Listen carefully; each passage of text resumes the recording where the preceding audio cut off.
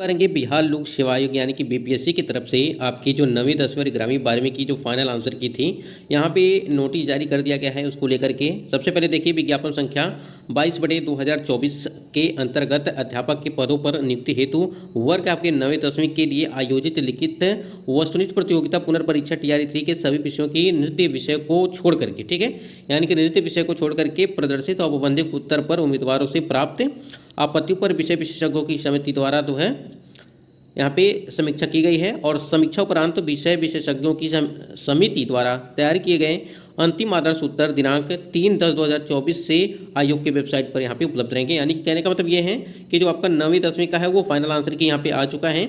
अब हम लोग यहाँ पे देखने वाले हैं कि कितने प्रश्नों के जो है आंसर्स बदले गए हैं और कितने प्रश्नों के जो है यहाँ पे प्रश्नों को डिलीट किया गया है, जिसपे सभी को कॉमन अंक मिलने वाले हैं। वीडियो पर बने रहेगा लास्ट तक। यदि आप चैनल पर पहली बार विजिट किए हैं तो चैनल को भी सब्सक्राइब करके बेल आइकन को प्रेस कर लीजिएगा, जिससे हर लेटेस्ट अपडेट आपको समय से मिलती रहेगी।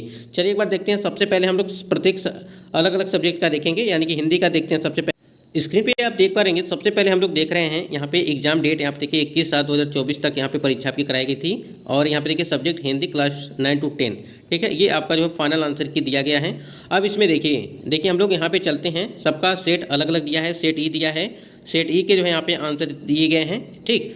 उसके बाद सेट एफ के आंसर दिए गए हैं, फिर सेट जी के आंसर दिए गए हैं और सेट एच के आंसर दिए गए हैं। यानी कि 4 सेट था आपका EFG और एच, ठीक। उसके बाद यहाँ पे जो है रीजन दिया गया है कि क्या रीजन है कि आपका जो है आंसर्स यहाँ पे बदले गए हैं या उसमें कोई भी परिवर्तन किया गया है, ठीक है। तो आप देख रहे हैं हम लोग सेट ई को लेकर के चलेंगे, ठीक है, क्योंकि ये बुकलेट सीरीज यहाँ पे है तो इसी को लेकर के यहाँ पे चलने वाले हैं। देखिए यहाँ पे अगर यहाँ पे बात करें, थोड़ा सा समझ लीजिए, 1 से लगा करके 8 तक जो आपके इंग्लिश के प्रश्न थे लैंग्वेज वाले वो थे, और 1 से यहाँ पे उसके बाद जो है 8-9 से लगा करके 22 यहाँ पे 30 तक ये आपके लैंग्वेज का जो यहाँ पे, जैसे आपको पता होगा कि 30 प्रश्न जो थे वो लैंग्वेज के यानी कि भाषा अर्था वाला थी, ठीक। तो यहाँ पे जिसमें 8 नंबर यहाँ पे इंग्लिश के और जो है यहाँ पे बाकी प्रश्न जो 22 प्रश्न थे वो हिंदी के रखे गए थे। तो यहाँ पे देखिए आंसर की में कहीं भी कोई भी परिवर्तन नहीं किया गया है यहाँ तक, ठीक है।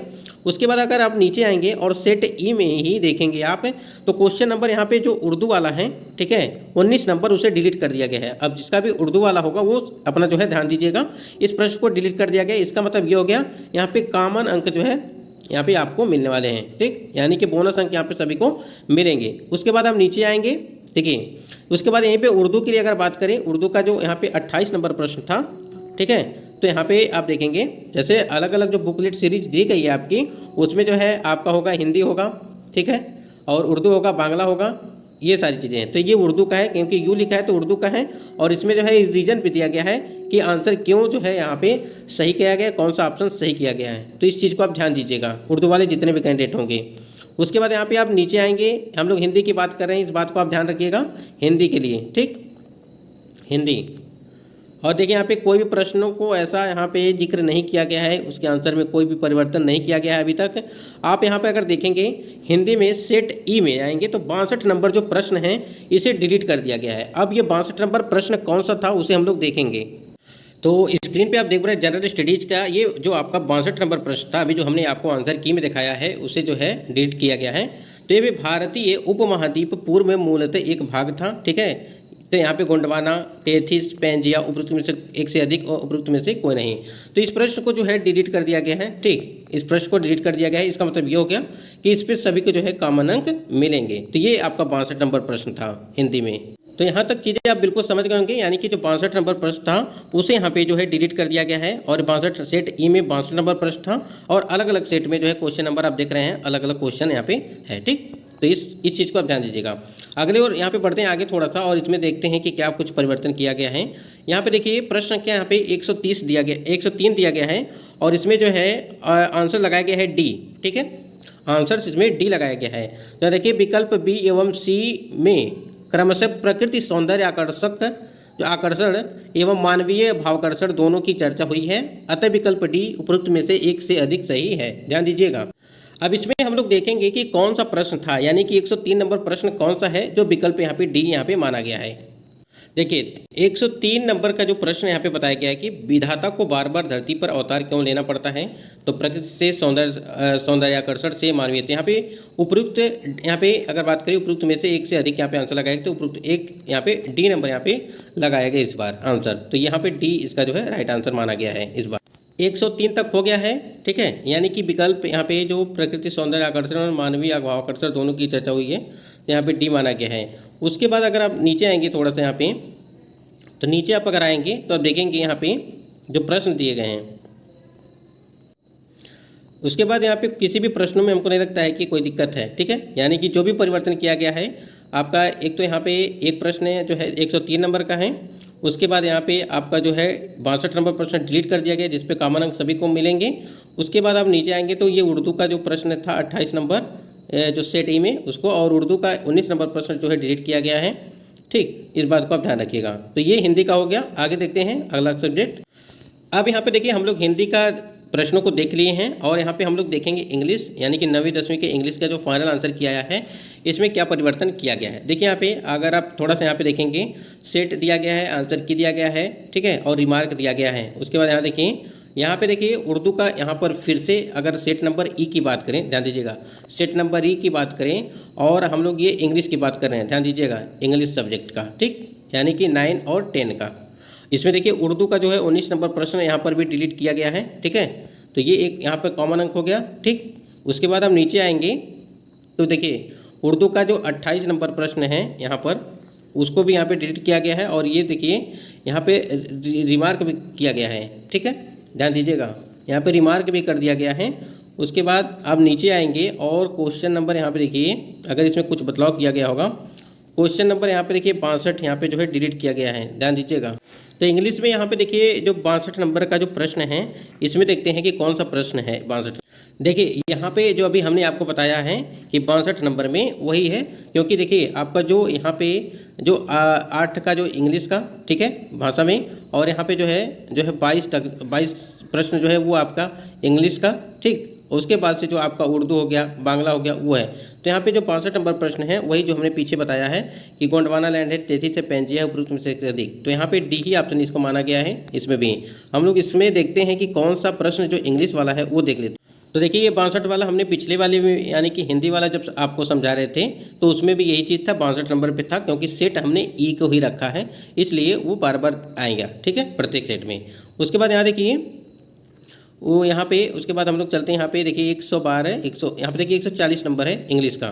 ठीक है, और एक ही प्रश्न यहाँ पे अगर देखा जाए तो एक प्रश्न यहाँ पे इंग्लिश का है 140 नंबर का है, और इसी तरह इसका ऑप्शन बी है। अब इसका 140 नंबर है, तो इसमें क्या जो है प्रश्न था, देखिए यहाँ पे 140 नंबर प्रश्न जो इंग्लिश का है, द थ्रू द लेटर, यहाँ पे फिल इन द ब्लैंक यहाँ पे भरना था। तो यहाँ पे ऑप्शन जो बी लगाया गया है, यहाँ पे इनटू रहेगा। ठीक है, इनटू। ठीक, ये यहाँ पे राइट आंसर होगा। तो यहाँ पे ये चेंजेस किया गया है, और एक प्रश्न यहाँ पे आपका डिलीट किया गया, उसको देख लेते हैं। यहाँ पे स्क्रीन पे आप देख पा रहे हैं इंग्लिश में ही यहाँ पे 144 नंबर प्रश्न है जिसे डिलीट कर दिया गया है। अब ये प्रश्न क्या था इंग्लिश का, तो एक प्रश्न आपका 140 नंबर और 144 नंबर, दो प्रश्न हो गए यहाँ पे। बाकी आपका जो भाषा में था, यानी कि जो हमने बताया 62 नंबर क्वेश्चन था उसमें। ठीक है, जो गोंडवाना लैंड प्रकार की, इस प्रकार से जो प्रश्न था आपका, जो आंसर थे वो। तो यहाँ पे देखिए डिलीट किया गया है इस प्रश्न को 144 नंबर पे। देखते हैं कौन। तो यहाँ पे इंग्लिश का जो 144 नंबर प्रश्न है, I would fill in the blank have the picture, फिर ब्लैंक, देन द पेन। ठीक है, which one of the following woods best fill in the blank. अब उसके बाद यहाँ पे देखो प्रश्नों को जो है, इस वाले प्रश्न को यानी कि डिलीट कर दिया गया पूरी तरह से। यहाँ पे कॉमन अंक मिलेगा सभी को। तो यहाँ पे दो प्रश्नों के आंसर, यानी कि एक प्रश्न डिलीट किया गया, तो यहाँ पे सभी को कॉमन अंक मिलेंगे इंग्लिश वाले में।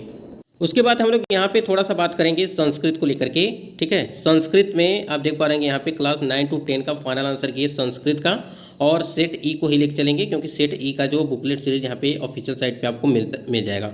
यहाँ पे देखिए सेम वही कंडीशन यहाँ पर भी है, जो उर्दू का 19वां प्रश्न है डिलीट किया गया है।